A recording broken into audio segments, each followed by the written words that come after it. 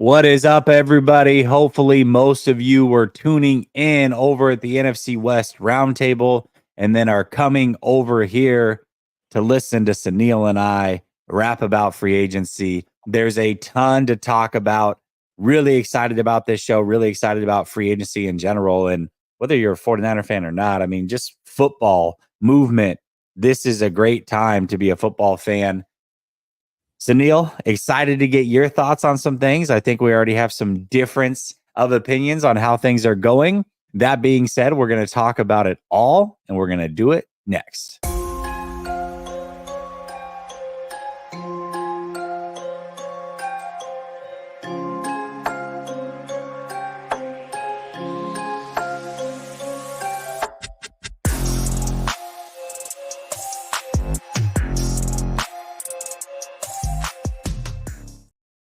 All right, welcome back to Last Second Sports, where we are giving you our take down to the last second. And it's Tuesday, which means I got my guy, So Real, Sunil, in the building. What's up, Sunil? How you doing, man? It's a beautiful time of year, Jesse. People are talking about who won free agency, who lost free agency. And free agency hasn't even started, my guy. That's what's crazy about being a fan of the NFL. People are already out here picking Super Bowl champs, and the season hasn't even started, my guy. That's what's exciting about being alive right now. Well, everybody thinks they have a chance this time of year. That's the great part about it. It's like you make one big signing, you're like, here we go. Our window's wide open. It's like, no, it's not. You're a Cardinals fan. But either way, man, absolutely excited to talk about what's going on with the San Francisco 49ers. And let's just get right into it. Plain and simple. I get it's a day in. Technically, it hasn't started, but, you know, the tampering period has started. So far, are the 49ers meeting your expectations of what you thought this free agency period would look like? Yeah, I mean, if I give him a grade, I'm giving him an incomplete. Like, I don't know. I think that meeting expectations, I would have to say no, but maybe for a different reason than why other people are saying no. Jesse, when you and me were talking, I think it was just last week, we were talking about free agency. I didn't expect them to already start making these decisions about guys like Armstead, where, obviously we've heard your rants on Twitter and, on your show about it makes no sense what they're doing with Armstead, but they're already showing that they're looking not only for, making the team better right now, but also giving them some wiggle room, in the future with, all these deals have been 2-year deals instead of the usual 1-year deals that they're doing. And they're not overpaying for anybody, which is smart because we all know, obviously BA's contract is coming down. Brock Purdy, possibly is going to be getting paid here pretty soon. And then, guys like Diamondro Lenore, who I feel like, should get a contract, things like that. So that they're being extremely smart. Obviously, it's not as exciting as you would probably, want it to be as far as big names coming in. But I like what they've done with the defensive line. Every single year, the people that they bring in, people are like, oh, no big names and all of this kind of stuff. And then all of a sudden the next year when they go off in free agency, they're like, I can't believe they let so-and-so go. I can't believe they let so-and-so go. And it's like, dude, year before you were talking about why did they bring so-and-so in? So this is what they do. They know where their strengths are. They know what Kosarik's going to be able to do with these guys. And, some of the defensive linemen that they brought in, Jesse, I think are going to, be good for us. If not, a guy like Leonard could be even better, right? So I'm fine with it right now. It's still an incomplete. I still want to see what they do as far as corners. I want them to bring in some secondary help, see if, who they bring back for offensive line. But I didn't really expect more than one splash player. And, I don't know if they still have one coming in. But even if they don't have that splash player, I understand what their limitations are. And ultimately, I think bringing back most of the team still puts you at the top team in the NFC in my eyes. Um, so yeah, so I would say incomplete, but nothing out of the ordinary, nothing that I'm down about, I guess. Has anybody left that you were a little bit bummed about or surprised about? Um, I mean, bummed because I mean I like the guy like Farrell. I liked him. So seeing him leave was was tough. But these guys are going and getting paid more than I would want to pay them on the 49ers. So I understand it.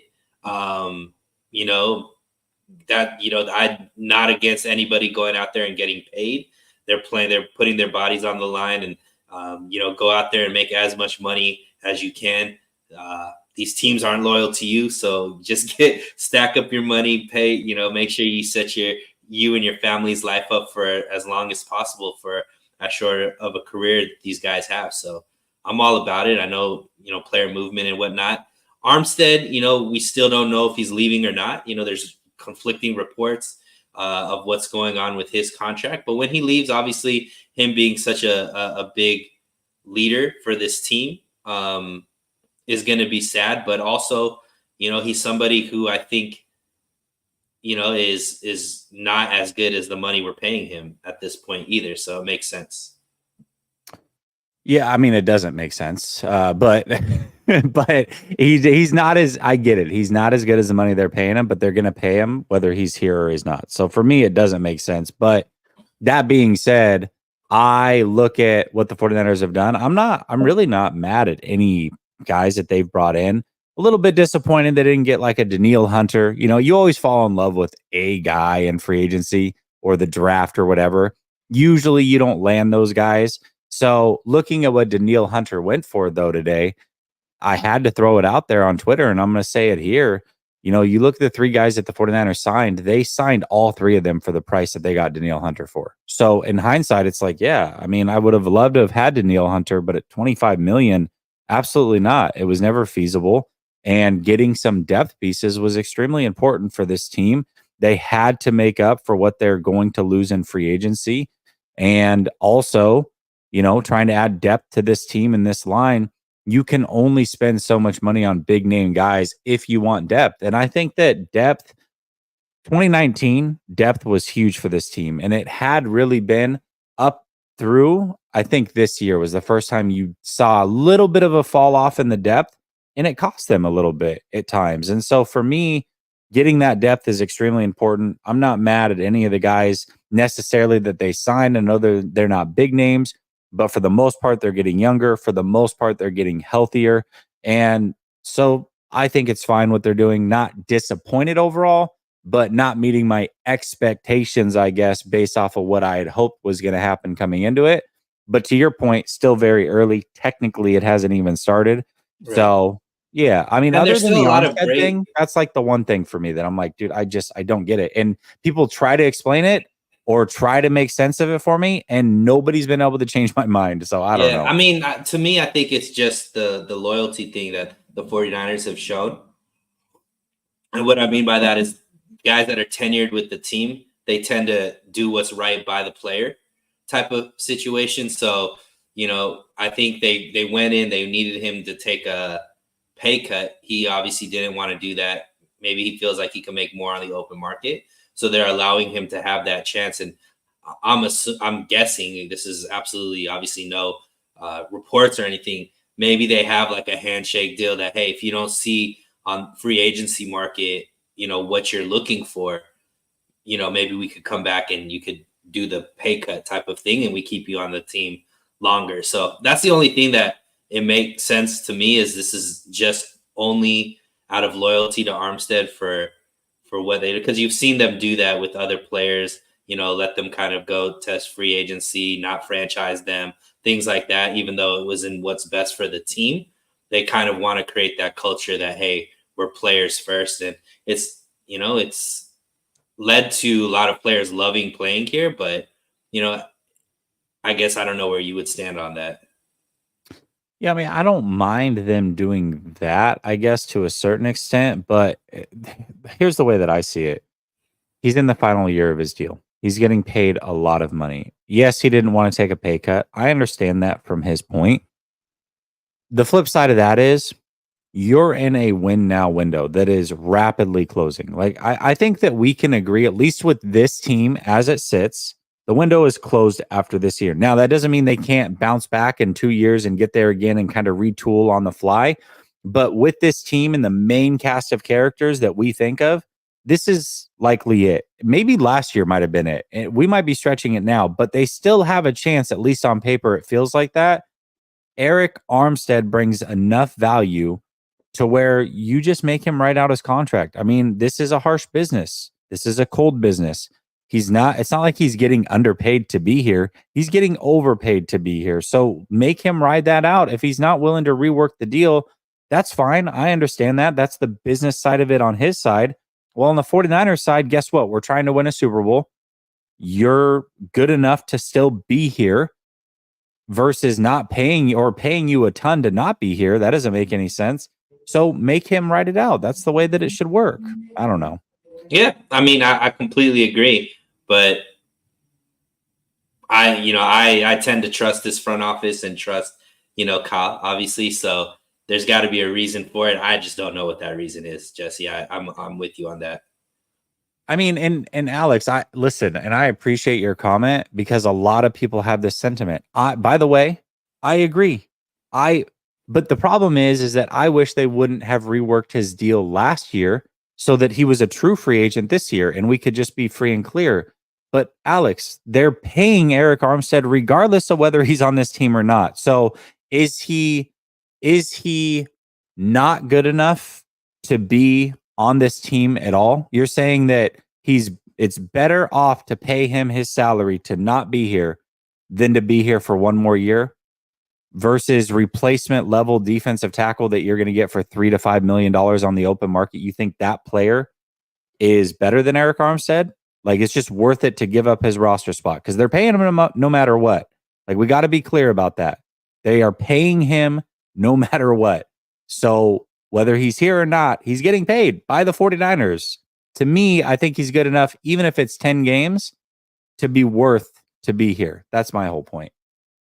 So, I don't know. Okay, before we get to the next topic, let's hit the supers. Matt says, Twitter question, do you guys think Brock Purdy is worth $50 million? No. What do you think, Sunil? Not now. I mean, we'll see if he goes out and wins a Super Bowl next year. Then probably yes, right? But I would say no at the moment. There's only 4 guys in the league getting paid $50 million. So, no. Well, there's going to be much more as the quarterbacks continue to get paid, right? Yeah, I mean, but it can only be like, you can only add 1 or 2 guys to that list every year. You know what I mean? Because it's not like all these guys come up free. So even if he were to get 50 million at the end of next season, right? And I hope he gets paid. By the way, I actually hope he gets all the money that he can get, just personally, because he's way, way underpaid. It's criminal. But let's say he gets 50 million at the end of next season. He'll be like one of 7 guys that are there. I still think it's too much. Like, no, I just don't think he's that dude. So Mike drops with Monster says, I criticize Kyle as much as anyone, but you have to be patient. He has consistently put a winner on the field. 19. Yeah. Okay. Now he deserves grace, even though we want the team to make certain moves. What up, Sunil?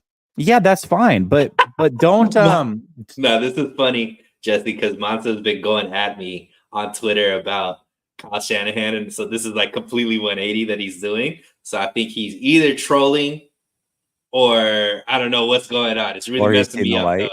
It's messing me up right now, Monster. I like our heated battles over Twitter. I'm not understanding this right now, my guy.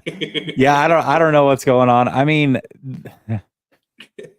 either the thing is he does deserve grace. I'm not like saying fire Kyle or anything like that. I guess I just want them to figure it out. Like if they're not going all in this year and Armstead's like the first domino to fall, then like just rip the Band-Aid off. Get rid of all of the guys that shouldn't be here, not just Eric Armstead. What Or move would be or all in though, Jesse? well, keep not paying Armstead to not be on this team is not all in vibes. It's just not. I don't care how you spin it. You're spending a lot of money. It's $26 million for him not to be here. That's asinine to me. That's asinine to me. It doesn't make any sense at all. So if you're all in, I think you should start with keeping the guys that you're already paying in house and behold to those contracts and then add on to it. I'm not saying that the players that they're getting now aren't all in moves. I mean, really, they have the core roster. Build around that, adding the guys that they've added in free agency is helping to do that. You're going to get better, presumably through the draft as well. And then you go make your run at it because the team, for the most part, is there and ready to go. Like they were this close, right? So just adding a few more pieces is enough. It doesn't have to be crazy, but getting rid of a guy who causes a massive hole in a very important spot on this roster for literally no reason, that's not an all-in move, man. It's just not. Well, to their benefit, Jesse, reports are coming out that it's not a done deal that he doesn't come back, right? They're just allowing him to test free agency. So we'll see. He could, for all intents and purposes, in the next 2 or 3 days, we could have report that Armstead actually took a pay cut and, that he's back on the roster. So, but I get it. If it doesn't go that way, then yeah. Yeah, I mean, exactly. I hope that they realize that they just bumped their head and they'll be fine. They'll be like, oh yeah, no, this is really stupid that they're doing that. So Eric says they are going to cut him June 1st, so it would be 18 million. And they either have to do it this year or next year or the year after. They already paid on.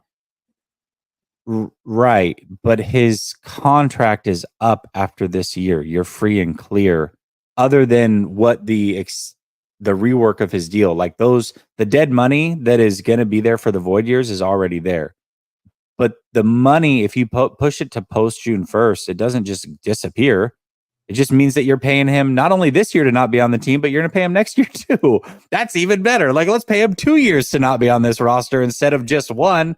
I don't know, man. I don't pretend to be an expert in the salary cap, but I've definitely done enough homework to know enough and hold my own in these conversations. And not one person has been able to tell me why this makes sense. Alex says Jesse requested to be released.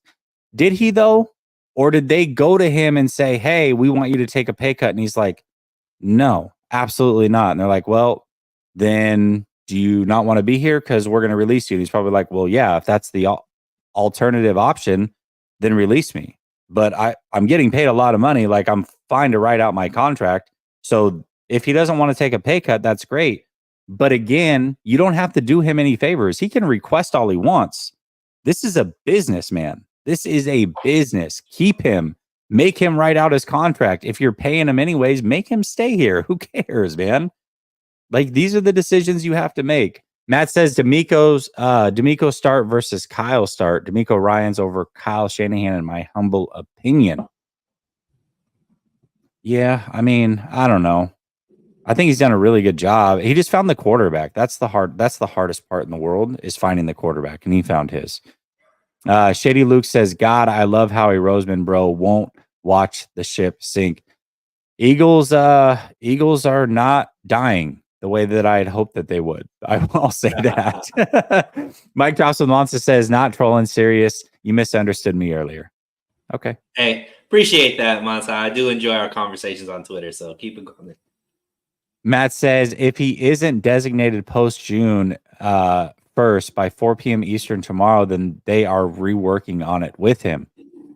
But yeah, hopefully that's the case. Shady says, but as long as they're not like extending him or reworking the deal to where they got to pay him more money later, absolutely not. Shady Luke says, I'll be extremely disappointed if Lynch and Shanny don't draft an offensive lineman high. Be responsible, protect Brock. Completely agree. Completely agree. Brother Bob says Sunil, so Purdy is not worth 50 million because no Super Bowl. No, I'm saying if he wins a Super Bowl, then it'd be hard not to pay him whatever the top line contract is. To me, my hesitation with Brock Purdy is, unfortunately, I don't know. There's no way really to see it until you pay him, really, because is he elevating the players around him? Is he being elevated by the players around him, or what is that balance? Because Brock Purdy is great. You could tell he's making plays and he does things that are unique that put him in one of the top starters, I believe, in the league. 50 million though means that you're forever saying that you're going to have weapons around him, like we're seeing Pat Mahomes have. Can Brock Purdy's offense look the same if he's having rookie receivers, kind of guys who are journeyman receivers, things like that? I don't know. So to me, I was just saying, if he wins a Super Bowl, obviously things change, because at that point you can't say, "Oh, you took me to a Super Bowl. We want a discount though, based off of what the top quarterbacks are making." At that. That's my only point. Don't be trying to make this a Kyle conversation, brother Bob. Relax. Relax.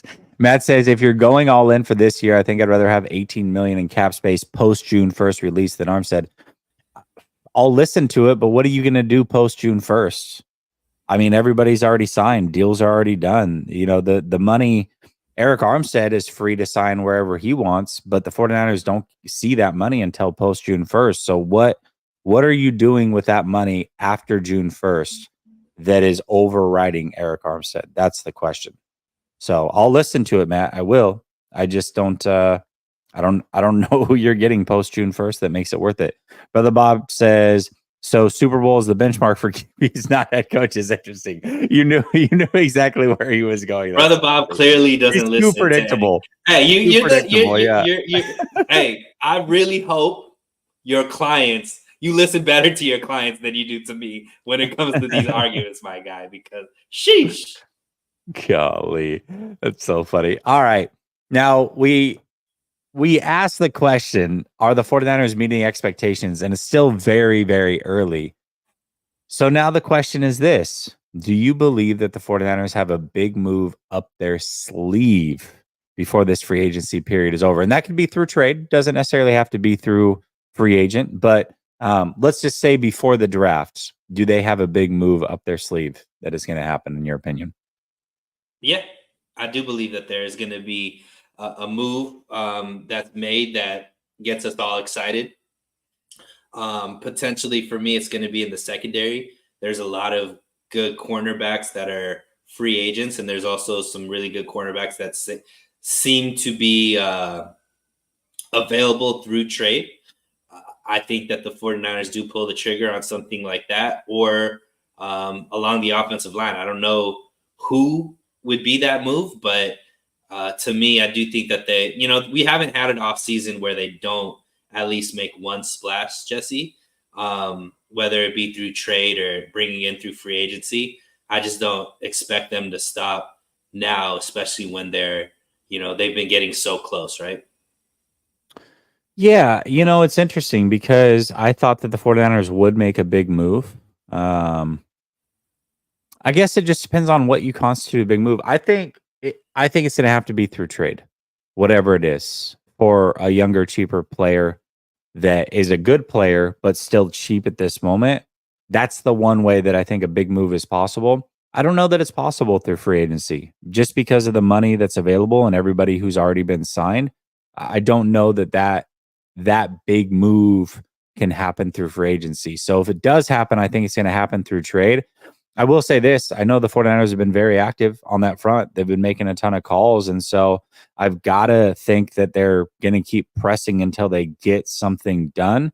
So, yeah, I'll go with it. I think they make a trade of some sort, a big-ish move that kind of gets everybody back on board with how the offseason's going and reels everybody right back in. So I got to believe that the 49ers know that what they're doing is not enough. It's not it. Like this is not winning you the Super Bowl. And really the money that you have available is more moves probably like this through free agency. You're going to have to make a trade for a younger, cheaper player that's an impact player that eventually you will have to pay, but is maybe a year or so away from that. So I'm going to go with yes as well, but I think it happens through trade. That's my prediction. Yeah, I mean, look, the way Bosa's mom has been posting things, and we know what she wants the 49ers to do, but I don't, That to me is not a big move. That to me I think would be a mistake. yeah, I Personally. agree. I agree. I think that's more name than benefit, obviously. And it wouldn't make sense with the trajectory of what the 49ers have done this offseason, for better or for worse, whether you like the moves or not. One thing that's consistent with the guys that they brought in, Jesse, they're durable. They've, played 90%, if not, some played 100% of the games that they've been, starting. And Other than Gross Montos, but the other two have been very durable, yes. yeah. So, yeah. So, I mean, obviously they value that. And I think that goes a long way as to why we saw last season with less injuries to derail us like in previous years, because they've started putting value on players and looking at their previous health history as an indicator of whether or not they should, invest in them or not. So Joey Bosa wouldn't fit that criteria other than the fact that he's a Bosa. But I agree with you. I think it could be a trade. But I also, we'll see. But I don't think they're done. And I do think there's something exciting coming down the pipeline. I sure hope so, man. I really do. I want something to get excited about because this is if this trend were to continue, I would be worried about how this season's going to go. But I don't think it's going to. I think it's early. I'm not down by any means. I'm just saying if this is the trajectory, I don't know if I would even pick them to win the division. That's just being real. So I got to see something. I got to see something shake. Brother Bob says, yes, I tell my clients when they don't make sense. And then Shady Luke says, Niners fans talk huge names with corner names. I think your guy's best shot is realistic is Asante Samuel Jr. I like Asante Samuel Jr. That wouldn't be bad, especially if you don't have to pay him like huge money. He'd be Asante Samuel Jr., Mooney Ward on the outside, and Demo on in the nickel is a really good cornerback room. But I do think that they'll go with somebody bigger. I think Greg Newsom's the guy, man. That's still the one I'm holding out hope for and he fits the criteria because you're going to probably give up a second. You are getting a young guy who's a year away from having to be paid, so he can fit the timeline as far as helping you win. He fits the timeline as far as when he needs to be paid. And I just Newsom or somebody like that, somebody in a similar situation as Newsom, that's a move that they have to make. So we'll see. Hopefully that's a move that they can make still. Okay. So we talked about the 49ers and not a lot happening with the 49ers. As much going out as what's coming in at this point. But we're also fans of the NFL, and how some of these moves are impacting the 49ers, I think is also very important. There are moves being made around the league that aren't made by the 49ers, but are impacting the 49ers. So do you feel like there are teams currently that you're looking at that are closing the gap a little bit on the San Francisco 49ers? Yeah, I mean, I hate this question because there's still so much going on to really make a good judgment. But as of right now, as of before the season has started, based off of what Ian Rappaport and Adam Schefter have told us on Twitter, yeah, I mean, there's definitely teams that are getting better where the 49ers still haven't figured out their whole roster. I think Green Bay has been making some good moves. Detroit obviously has been doing some good things. I think the Eagles are obviously are always going to be tough. All that, the Rams obviously are retooling as well. So, I do think that teams are catching up, quote unquote, based off of what has happened in the 2 days of tampering, but I still would think when all said and done, after the draft, after this offseason is over, I'm still going to be pretty confident that the 49ers are the best team in the NFC. Yeah, I think that I think as of now, there certainly teams are closing. I mean, teams are getting better. The Eagles have gotten better. Although I still got to see it with them before I really fully believe it. The team for me that I've looked at, the two teams I was keeping my eye on the most coming into free agency were the Rams. Clearly got better, and they spent money where they should, which was their secondary and their offensive line. So that's a team that I was looking at. They got better. And I believe that the Lions got better as well. They needed to attack the secondary and get an edge rusher. They did both of those things. Now, Davenport's not probably a guy that they're going to look to start, but it does help depth-wise. Maybe they'll look to fill the rest of the need in the draft, or they still have some money left in free agency. We'll see what else they do. But they did address the secondary, bringing in two different guys. And so the Lions certainly have closed the gap as of now, and the Rams have closed the gap. And the biggest thing that you have to look at is winning the division first. Before anything else, can you win your division? And the 49ers certainly are in a spot where they can win the division. Like, they've been winning the division, but the Rams are coming, man. They're right there. And I don't know what this move is. So I wish I could tell you. I don't even know if it's good or bad for the Rams. But what I do know is Jake Ellenbogen. If you guys aren't familiar with him, he is a Rams content creator. He often breaks news before it happens with the Rams. He's told me some things behind the scenes that eventually have come true that he's been willing to divulge.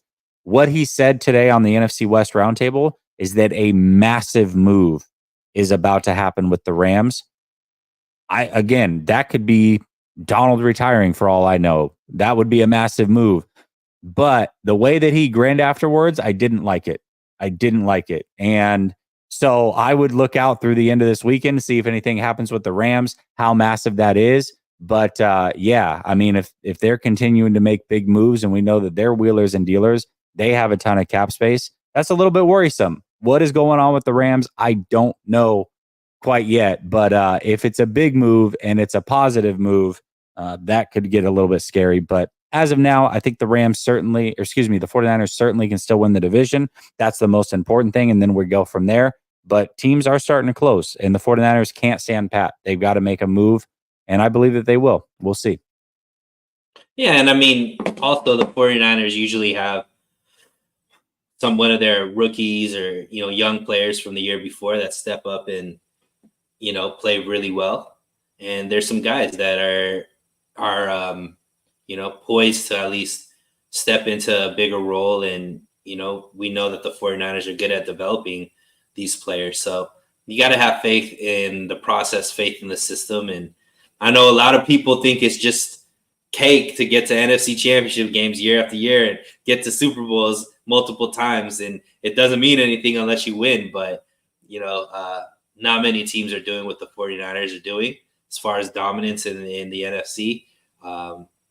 So I have faith that they know what they're doing. Yeah, absolutely. Well, we're gonna find out, aren't we? I mean, we're gonna find out for sure. Matt says, do what Pittsburgh and Carolina did, swap players in a late pick, Debo. I actually like that trade. That was a cool little trade for both of them. It made a lot of sense for both of those teams. The Steelers moved up a little bit in the draft. They got themselves a corner. They shipped a wide receiver over to the Panthers, who got a later pick as well. That was an interesting way to go about it. And that was kind of a fun one. So I like it. I mean, it depends. What's out there for Debo? What's your idea? I'm willing to listen. Brother Bob says, talking dead cap or Eric has guarantees in 2024. I guess I'm confused on what you're talking about. But either way, there's a dead cap hit if they let him go. I mean, they owe him the salary cap is $28 million. They owe him around $18 million if he stays on the team. Now, if he leaves, they don't have to pay him the $18 million, but they're still going to take a cap hit near that $28 million at around $26 million. So no matter what, you're basically eating the cap number, whether he's here or not. Now, Jed York saves money. That does nothing for me. I don't care if Jed York saves money. He's a billionaire. Shady Luke says, keep sleeping on the Packers. Yeah, I'm not sleeping on the Packers. I like what they've done, but they've got to make some moves to beef up their offensive line as well. I mean, they basically traded Aaron Jones for Jacobs, which I think is a slight upgrade. Okay, I'm fine with that. But losing Bakhtiari, which he didn't really play last year anyways, that's not a big loss. But they did lose a guard as well, and a very good guard. So they need to replace him before I'm really excited about what the Packers are doing, or I should say worried about what the Packers are doing. Young team, they got some moves that they can make, but to me, they've got to go get some help on that offensive line. And maybe they do that through the draft. That's usually what they do. Maybe they go get that guy through the draft. And I know that they signed Xavier McKinney as well. That was a big move for sure. So I think they're this close to being better, but I've got to see him beef up that offensive line before I'm like, okay, the Packers really did something special this offseason. Matt says Lions just retooled their secondary. Absolutely. Yep. They've gotten better. Greatness 54. I'm a firm believer that if you get one or two players in free agency and then build through the draft, thoughts? Absolutely. You don't want to build through free agency. And that's why I have zero issues with the guys that they are bringing in. You need to build some depth. You need to replace some of those players that were on their way out. But definitely, the draft is absolutely the way to go. If you want to keep winning long term, you have to hit on some of those. Matt says Debo in a 4th for Newsom in a 6th is my choice. Oh, done. Tinker says Aaron Jones for Jacobs. To me, that was ludicrous. Luda. All right. Fair enough. All right. Adam Peters. This one's interesting because we talk a lot about Adam Peters. And Yeah. I remember the last conversation we had about him was we just don't know what he brings to this team. Okay. We don't know. We assume it's good. We've heard good things, but it's not like we know for sure what his impact was on this team.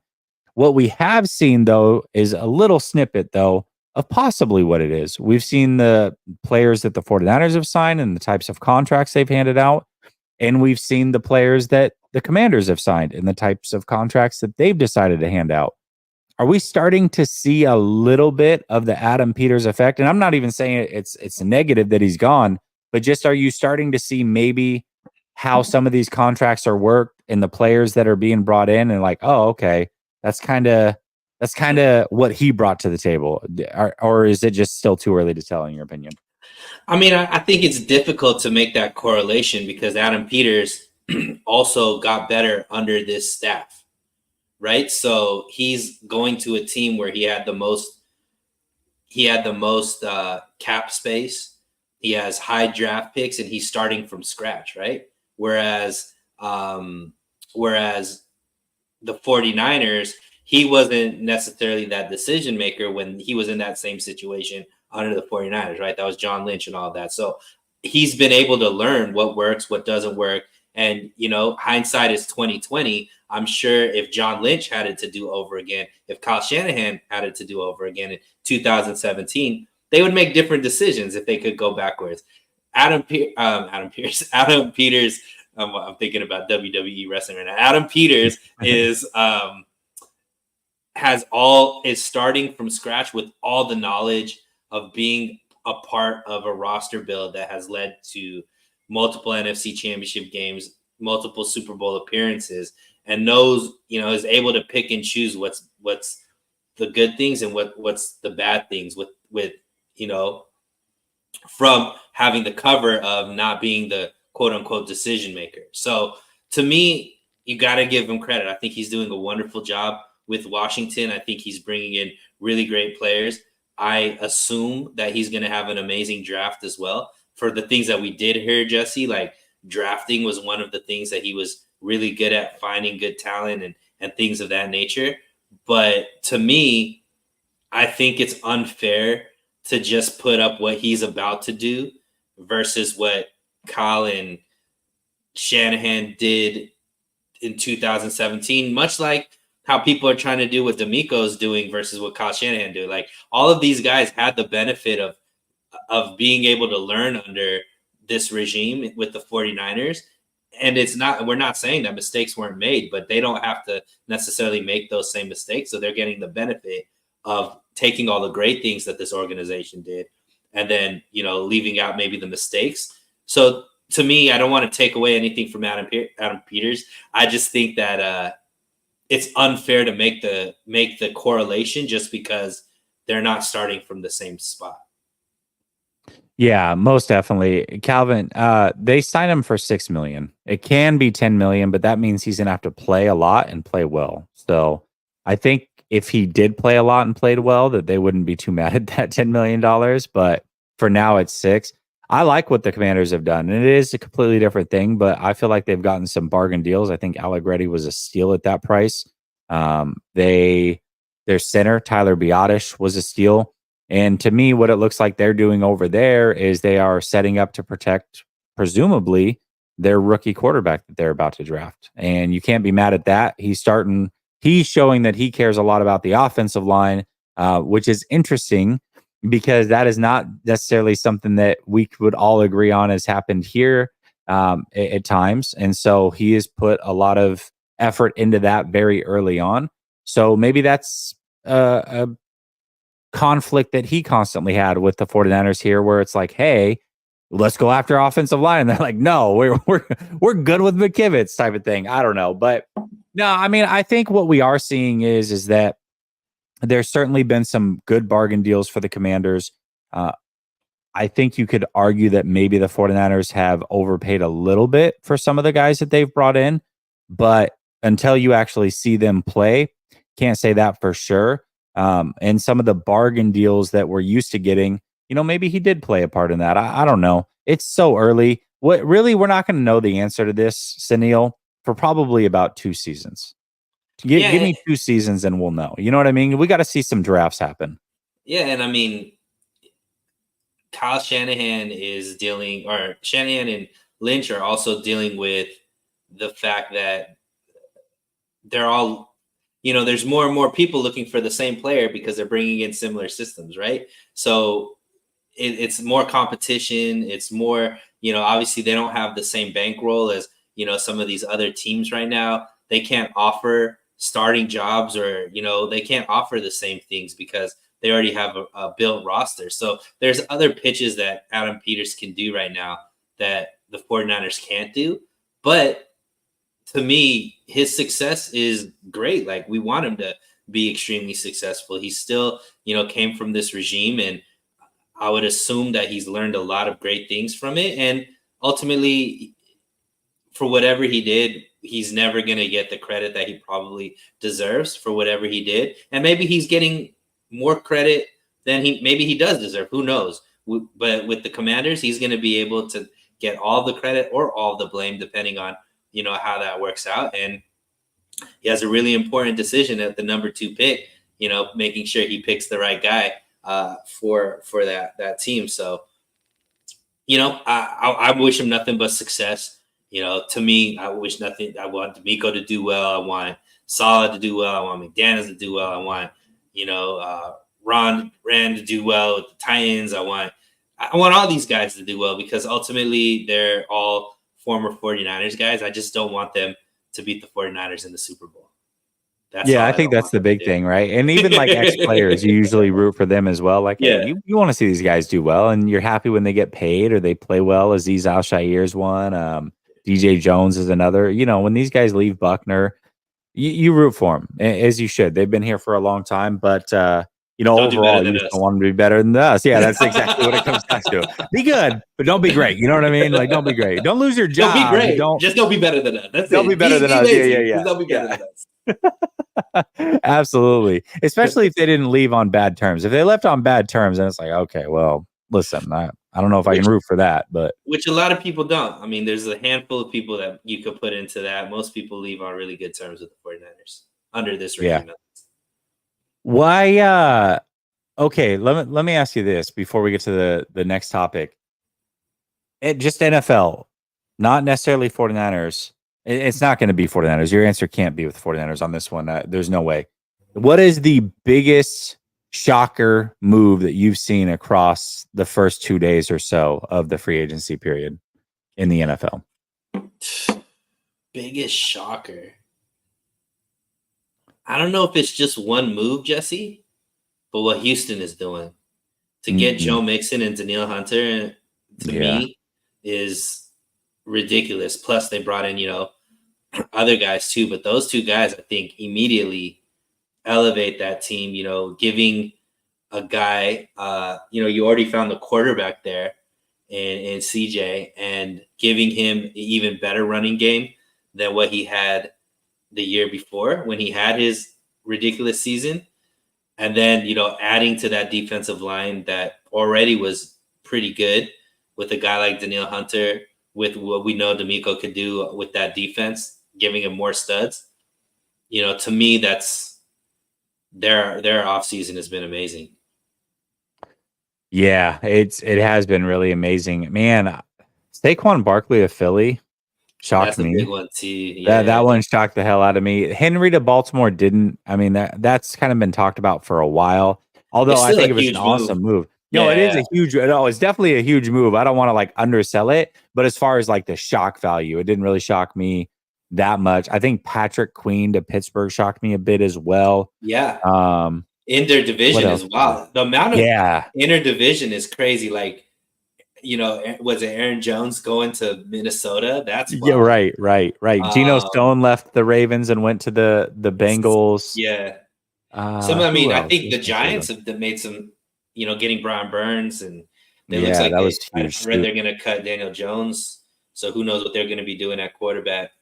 Maybe Justin Fields goes over there. I don't know, but um, it's interesting, man. You're starting to see the cap affect teams, right?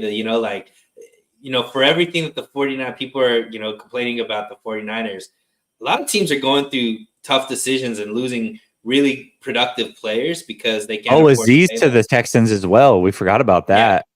Yep. God, dude, yeah, they're beefing things up over there, bro. That's crazy. Mm-hmm. Yeah, and I Wow. mean, good. I hope that, I hope that they keep elevating, and what a great thing for D'Amico to go back and really stabilize that city, who just a few years ago was being talked about for all the wrong reasons. Yeah, and I could see them drafting offensive line or wide receiver in the first round, which either one would be huge for them. So, yeah, man, that's absolutely crazy. They've been making a lot of moves, a lot of good moves. So, Yeah. what's up, Terry? And he says, Jesse and Sunil, are you both comfortable with Brandon Allen as QB2? Absolutely not. I hope that there's something else there because they're I going to think bring they in draft another somebody. quarterback. They're Yeah, going to and I bring in think they bring in somebody. somebody and Yeah. draft somebody. Yeah, that's yeah. Hey, bring in Danny Dimes. I'll take him as a backup if he gets cut. Yeah, especially if he's cheap. You know what I mean? Like, they'll For probably take the sure. minimum because he's getting paid all that from the Giants. So Yeah, absolutely. Shady Luke says Giants D line is going to be a nightmare to face. Yeah, man. Thibodeau and Burns. Dave Barclay says I think all of Kyle's coaches are better than him. Okay. yeah, as proven by they've all left, and all he did was just go to the Super Bowl without them. So wild. Oh man, Shady Luke is Houston is legit contenders. I don't care what anybody says. Yeah, of course they are. The problem is for them, they're in the AFC. That's what makes it really tough. The AFC is it's tough, man. It's very, very tough. But they're on their way. They're on their way. Yeah, 500, man. 500 in here. Make sure you hit the like button if you are here. Appreciate you. It just helps the algorithm. Hopefully you are enjoying the content. All right, let's talk about what needs to be addressed, Sunil, because man, there are some things that need to be addressed. And, whether it's free agency or whether it's the draft, they have time to do this. So, a couple days into free agency, what we expect to happen with Eric Armstead, what do you believe still needs to be addressed for the San Francisco 49ers this offseason? Yeah, great question. QB room, right? Who's backing up Purdy? So we need a solid QB2, maybe even a QB3. I don't know. I want to see another outside corner to pair up with Mooney Ward and potentially move Diamond Lenore solely to slot so he could just focus on that and get even better than he is at that as well. I do think that obviously the biggest one is we need to solidify the right side of the offensive line.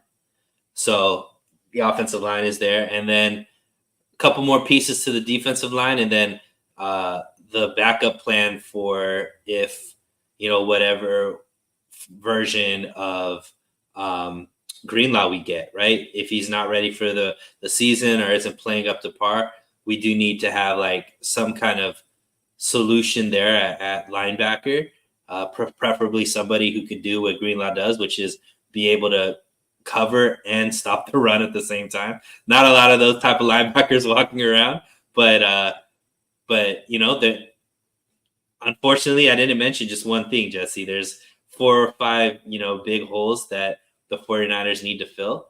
But luckily they have the resources in the draft. They still have time in free agency.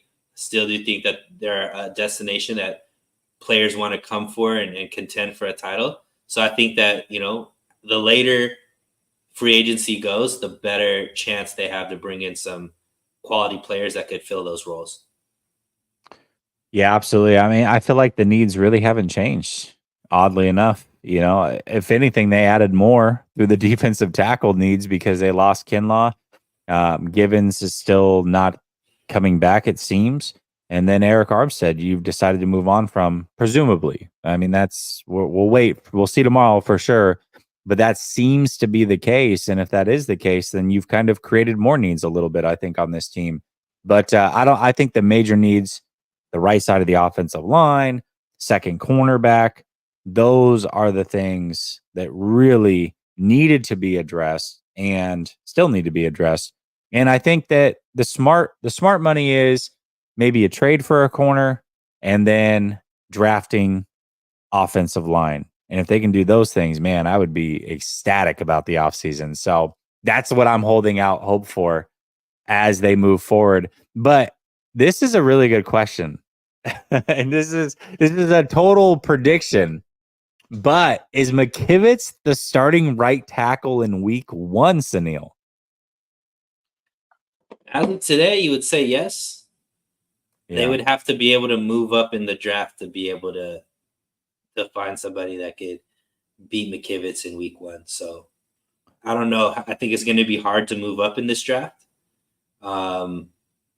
So my guess he will be the starting right tackle, but I do think that they're going to bring in somebody to compete with him through the draft, and potentially, maybe mid-season or something, he could end up being the guy. Or, if McKivitz gets injured, he'll come in. But as of right now, I think that it's looking like he is, even though, people aren't excited about him, but he wasn't as terrible. Just like McGlinchey, he wasn't as terrible as people said he was. He wasn't as good as we needed him to be. And that's kind of what you have with McKivitz, right? Obviously, you could go to a Super Bowl with him as your starting right tackle, but you definitely wish you can upgrade that position to make yourself feel more comfortable with that right side. But as of now, if gun to my head, I'm saying yes, he's the week 1 starter. Shady Luke says, please tell me McKivitz starting week 1. I think that he probably is. So I guess that's what you wanted to hear. Oh, man. Ryan said something a couple weeks ago, and a lot of people laughed at him. Let's take it past McKivitz. Injury aside, obviously, if an injury happens, then that means they're starting somebody else. But do you think the week 1 offensive line is basically what they ended with? And to be fair, it could be Feliciano or Burford at right guard, and you would still get credit for this if you said yes. Because those guys were kind of flip-flopping, you know what I mean?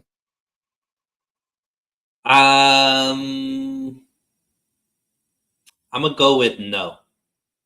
I think they make a move at center or one of the guard positions, and it'll be different.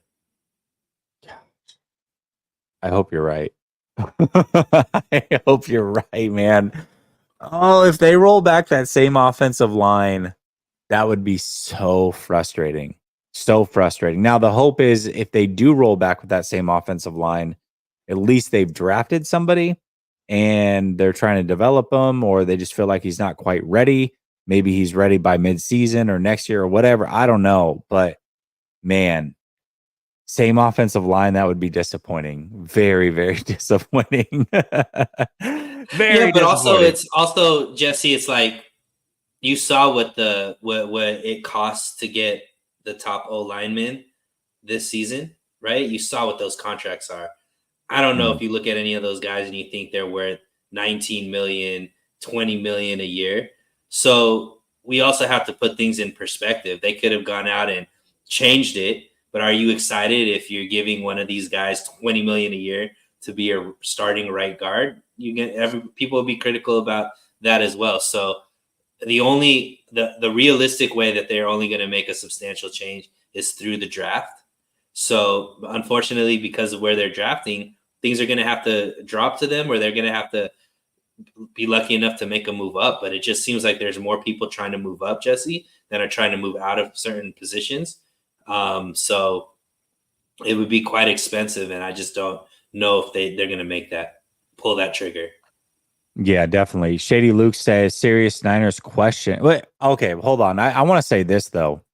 If they, let's say they stay pat at 31 and they draft an offensive lineman, man, if they spend a first round pick on an offensive lineman and he's not good enough to beat out Burford or McKivitz or Brendel, if, depending on the position, that'd be a little disappointing too. That would be a little disappointing too. I'm not going to lie, because it's not like the bar is super high. Sure. But that's what I'm saying. Like, that, people killed me for this because I said that potentially they might trade out of 31 into, like, so let's say, Carolina is the first pick of the second round, right? Mm-hmm. And there's a receiver that is dropping, or, or there's somebody that, let's say there's a quarterback that's dropping and somebody wants to get in at the end of the, first round to pick up that quarterback. If they could stack first round draft picks and get another second round pick higher or whatever, they might do that because they want an offensive lineman, but maybe not at the 31 would be a reach type of thing versus, taking them in the second round. So there's a lot of things that need to happen. And the draft is crazy. You never know what's there. But to me, I think people that are just saying that they don't care about the offensive line, that they're not worried about all these types of things. To me, that's naive. Obviously, we saw how many people they interviewed at the combine. Majority of them were offensive linemen. So you expect them to draft quite a few offensive linemen in this draft, and potentially one or two in their first 3 rounds. There's a difference in caring and just not being good at drafting it. And I think that's really what it comes down to. Like that, Sure. every team has a weakness, right? And every team has a strength, by the way. The 49ers have a strength in drafting linebackers. They do very well there. I would say they kind of have a strength in receivers as well. I mean, yeah, they've had some misses at receiver, but you drafted Debo, you drafted Ayuk, you drafted you know what I mean? So I think they've got a little bit of a strength there as well. Yeah. So especially late. Linebackers we talked about. Running backs. They have a lot, but here's the other thing is, like, what do you define as safeties? Yeah, what do you define as being good at drafting offensive linemen? Like, their bar is so high, right? Because when they draft really well, these guys are all pros. Now, are the guys that they're drafting on the offensive line all pros? No. But Banks, Burford, and McKivitz all were drafted by the 49ers and were starting offensive linemen on a team that made it to the Super Bowl. Now, whether or not you want to add value to that, or they got carried, or whatever the case may be, they blocked for the number 1 rusher in the league. They, blocked for a quarterback that was in the MVP discussion throughout the season. So yeah, they're not all pro guys. They're not guys that you would necessarily go out there and bring back for big money. They're not Trent Williams, but I don't think they're as terrible as people. They're just so much better at drafting other positions, Jesse. I think it takes away from, that they're pretty solid at the offensive line as well. Maybe. Okay. Shady Luke says, serious Niners question. Is there actual track record of Shanahan's staff developing an offensive line or and not just average offensive linemen? No, but they also haven't really put a lot of capital. It's like high capital into the offensive line either. Like that's the hard thing, right? You're not going to take a bunch of guys in round 5 or 6 and turn them into superstars. Like that's rare to do. So in order to like develop, you're going to have to draft higher, and then you're going to have to hit on those guys and help develop along the way.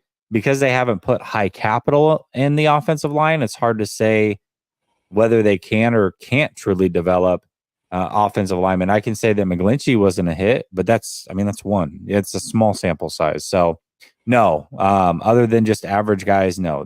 But they also haven't drafted a bunch of high end guys either.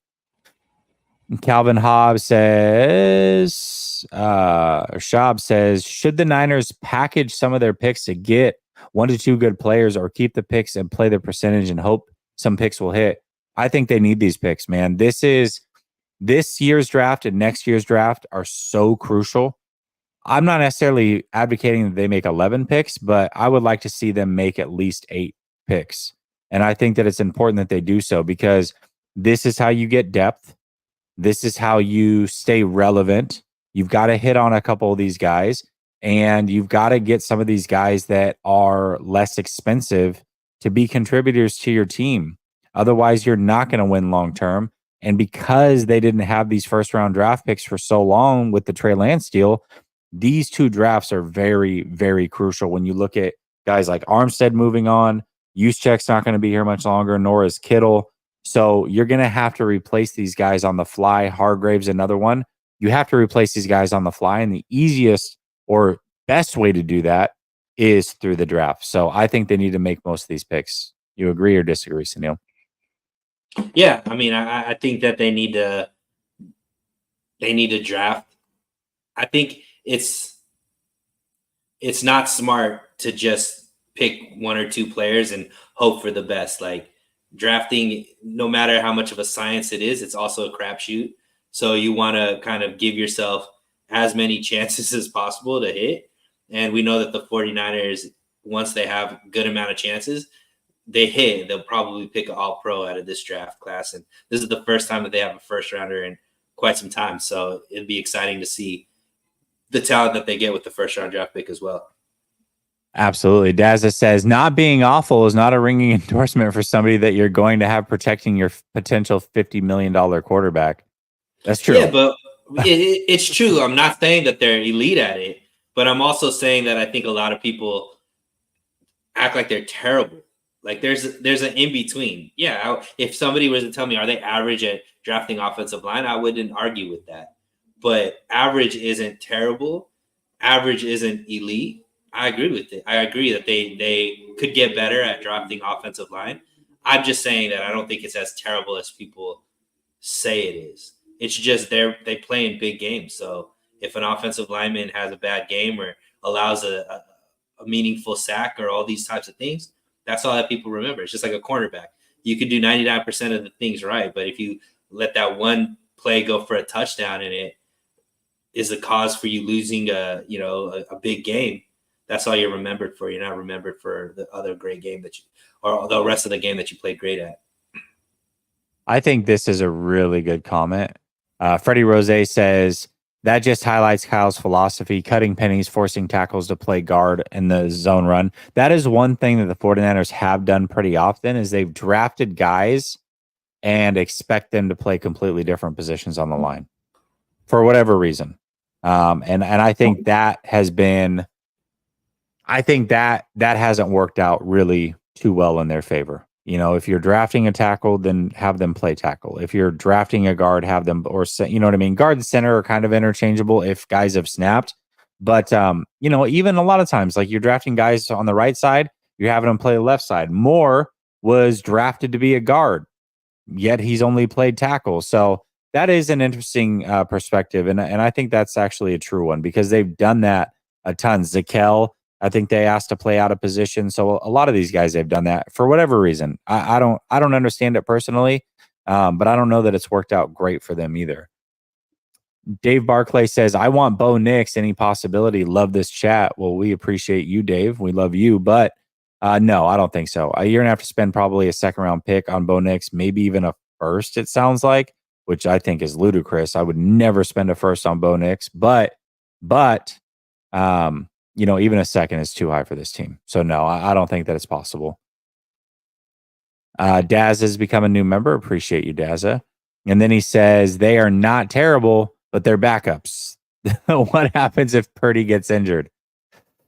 The season's over. Yeah, that's I don't even want to talk about that, actually. Coach G says big games call for big O-line play. Or just bear hug in the Super Bowl. I mean, apparently that's okay to do. Let's just start with there. Can we start with just bear hugging in the Super Bowl? Right. I think that Learn to plays get away very with well. holding. Learn to get away with holding. Yeah, exactly. Oh my gosh. Shady Luke says, sucks because college offensive line schemes really aren't helping develop some of these dudes. Need a good O-line coach. Yeah, and I think the 49ers actually have a pretty good O-line coach. And maybe that's what Kyle's doing here a little bit. He's done it with the defensive line as well, where he's like, hey, I'm not going to get you the most expensive guys, but work your magic because I think you're really, really good. And I don't know if that's what you want to do with the trenches. That's just me personally, especially the offensive line when you have a quarterback that you should be protecting. Yeah, and there's not a lot of great offensive line guys are usually really high draft picks, and the 49ers just haven't had any high draft picks in the last 3 years. Well, I think also, looking across the league, Sunil, you're starting to see where there's certain positions have log jams or are really loaded in the NFL, right? Like edge rusher is becoming a position that it's kind of a lot of them out there, So you've got edge rusher, you've got wide receiver, you've got safeties, you've got wide receivers, running backs, even to a certain extent. There's not a lot of great quarterback play. There's not a lot of great offensive lineman play. There's not a lot of great cornerback play. That the league wide is short of these guys. So if you can get one great one and some decent ones, then you're doing better than most, And so the 49ers are doing better than, at least a few teams out there. But for a team that's trying to win a Super Bowl, you got to pick it up. They've got the one guy and they've got, I think Banks is good, but the other three are replaceable. But it's hard, man. It's hard to have a good offensive line in the NFL unless you put all of your assets into it. And some of these teams do pour all their assets into it and they have really good offensive lines. And so it's all in a philosophy and how you build your team, but there certainly is a shortage of good offensive linemen. There's a shortage of good quarterbacks and there's a shortage of good cornerbacks. And that makes things really, really interesting. And when you look at it and you look at the 49ers' two biggest pressing needs, you're probably looking at two of the needs that a lot of teams have, which is offensive line and another solid starting corner. I think you could probably look across most teams and say, oh yeah, they could use some better line and they could use another corner. I think most teams kind of fall into that. So it's just where the league's at. Yeah. And also the rules, offensive line is a very tough position to play and the rules and it takes a lot of timing and continuity and things like that. And the practice rules make it harder, across the board. When you talk to coaches, the offensive line is the one that gets hit the hardest with the practice rules because the only way you could get good at offensive line is playing with the offensive line and learning each other's moves and tendencies and things like that. Dazza says holding hasn't been called the last several Super Bowls, so why not adjust and invest in the offensive line versus the defensive line, which underperformed last year? Yeah, for sure. I mean, I think on the fly, that's what you'd like to see happen. Maybe getting rid of our Eric Armstead is the start of that. I don't know. We'll see. We will see. But we've got a little bit over an hour. Sunil, thank you so much for joining me as always. I want to make sure that you guys know that there is going to be a call-in show tomorrow. So it's your chance to sound off. I've had a bunch of people hit me in the DM saying they're going to call in. Hopefully they're able to make it. Hopefully you are able to make it tomorrow night around 10 p.m. Eastern. Be ready. Call in. Get your takes off. Smack Jones says, don't panic. We still have great free agents for our needs. I completely agree. No reason to panic. Very, very early. But it's been fun so far. And hopefully the 49ers can make a big move, help impact this team in a positive way. going into next year so this window does not close on them earlier than expected. That being said, I'll be back tomorrow. Peace.